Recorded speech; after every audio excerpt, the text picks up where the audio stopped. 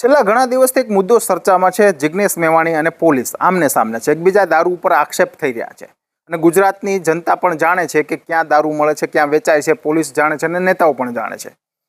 પણ જિગ્નેશ મેવાણીની અને પોલીસની વચ્ચે નથી પડવું, પણ એમને એક અલગ તટસ્થતા મારે બતાવી છે કે પોલીસ ક્યાં ખોટી છે ખબર છે કે જ્યારે આમ જનતાના કામ હોય ને, જ્યારે સામાન્ય નાગરિક ફરિયાદ કરવા જાય અથવા તો દારૂના જે મુદ્દાઓ હોય તેમને લઈને જાય તો પોલીસ કશું કાર્યવાહી નથી કરતી। જ્યારે કોઈ નેતાનો ફોન આવે ને ત્યારે પોલીસ એમની કઠપૂતળીની જેમ નાચે છે અને એ જ પોલીસના નેતાઓ છે તે દારૂના જે કેસ હોય છે તેમાં ફોન કરીને કહે છે કે અમારો પાર્ટીનો માણસ છે, અમારો અંગત છે, અમારો ફલાણો છે અને ઢીકડો છે। ત્યારે પોલીસ ત્યાં નાચે છે અને એ જ વસ્તુ આજે પોલીસને નડી રહી છે।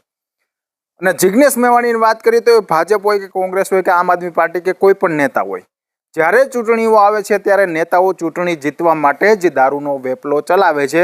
એના મતદારોને દારૂના આખા ઉપર ચૂંટણી છે તે જીતવાની હોય છે અને પોલીસ સ્ટેશનના નજીકમાં પણ કહેવામાં આવે છે કે આ અમારો વિસ્તાર છે, અમારા વિસ્તારની અંદર આટલું આટલું છે અને ત્યારે પોલીસ પણ એમનો તમાચો જોવે છે ચૂંટણી સમયે અને એ જ નેતાઓ આજે આક્ષેપ પણ કરે છે। હું જિગ્નેશ મેવાણીના સમર્થનમાં પણ છું, હું પોલીસના સમર્થનમાં પણ છું, પણ મૂળ મુદ્દો શું છે કે નેતાઓ કોઈ પણ પાર્ટીના હોય, નેતાઓ ખુદ બધું કરાવે છે અને પોલીસ પણ ખુદ બધું કરે છે, નેતાઓના ઈશારે નાચે છે। ત્યારે પોલીસને એમનો સામનો કરવો આજે કઠિન લાગે છે અને આ એ જ નેતાઓ છે। હું કોઈ બધા નેતાની વાત નથી કરતો, જિગ્નેશ મેવાણી ક્યાંક એની રીતે સાચા છે, પોલીસ પણ એની રીતે સાચી છે, પણ જ્યારે પોલીસ નેતાઓના ઈશારે નાચે છે ને ત્યારે આજે પોલીસને આ કઠિન લાગી રહ્યું છે અને નેતાઓ પણ મતદાનમાં દારૂનો ઉપયોગ કરીને ચૂંટણીઓમાં અઢળક દારૂ મતદારોને પાય છે। આ હું ખુલ્લું કહું છું કેમ કે મેં જોયેલું છે અને ત્યારે જ એ નેતાઓ ત્યારે ચૂંટણી સમયે મૌન હોય છે।